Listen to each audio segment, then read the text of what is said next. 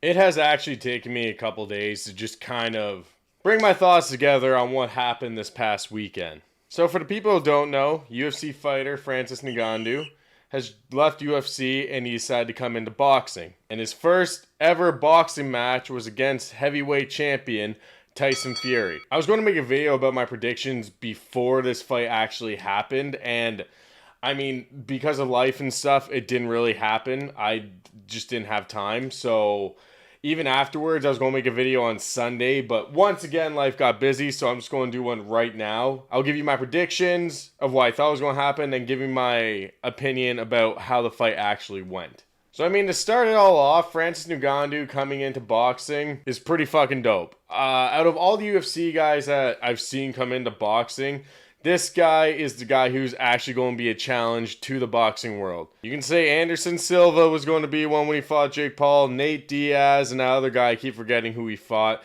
and Ben Askren's just the biggest joke of UFC to ever come to boxing. It was good to finally see someone who is pretty much still at their peak and still putting up good fights come in. When I first heard Francis was going up against Tyson Fury, I thought, holy shit, this is going to be a bloodbath.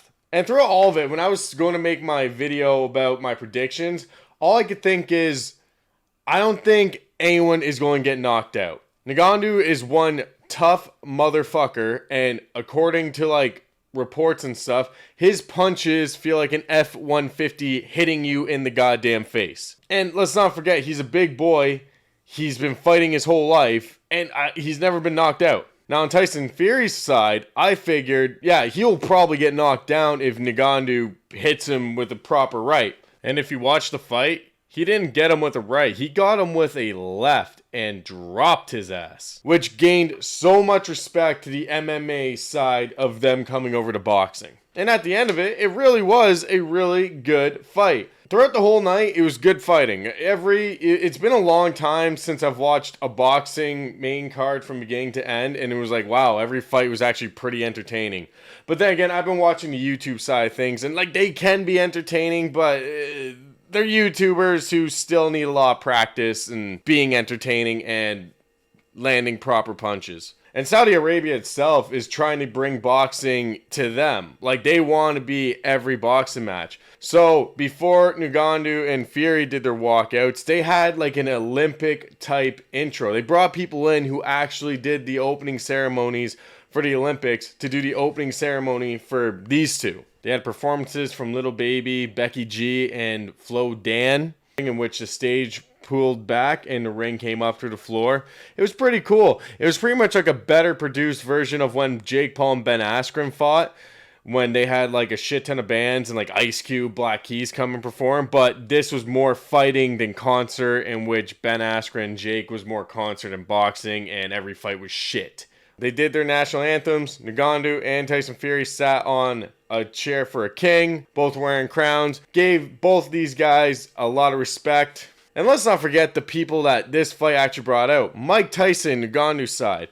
Eminem, Adesanya, Conor McGregor. I'm pretty sure Holyfield was there. They brought out all the legends for this one fight. And my prediction would have been right and went the distance. But when it came to the decision, and it kills me to say this because I still respect the sport of boxing. And I think, if you've been boxing your whole life and you're the heavyweight champion of the world, you should win. But in this instance, Ngannou got robbed. He got robbed.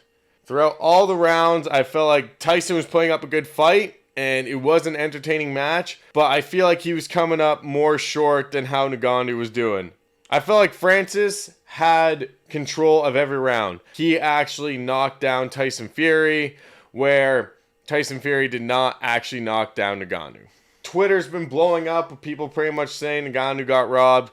Ngannou even tweeted himself saying you better thank those two other judges. Because at the end of it, it all came down to literally 1 point and it went to Fury. But now that the weekend's over, I saw on Twitter MMA Uncensored came out with the total strike landings. And Fury apparently hit 71 where Ngannou only hit 59. I will say though, man, you're a UFC guy who came in, fought the heavyweight champion, and didn't even get knocked down and knocked his ass down.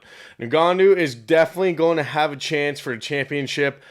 I think sooner than later. This man has already proven himself with this one fight that he is someone to not fuck with. And on top of the fact that Fury, if he ever comes for the belt anytime soon, Fury better be prepared, because he did train and he was taking the fight seriously, but he better take it 10 times more serious than how he took this one fight. Because in all my honesty, he should have lost.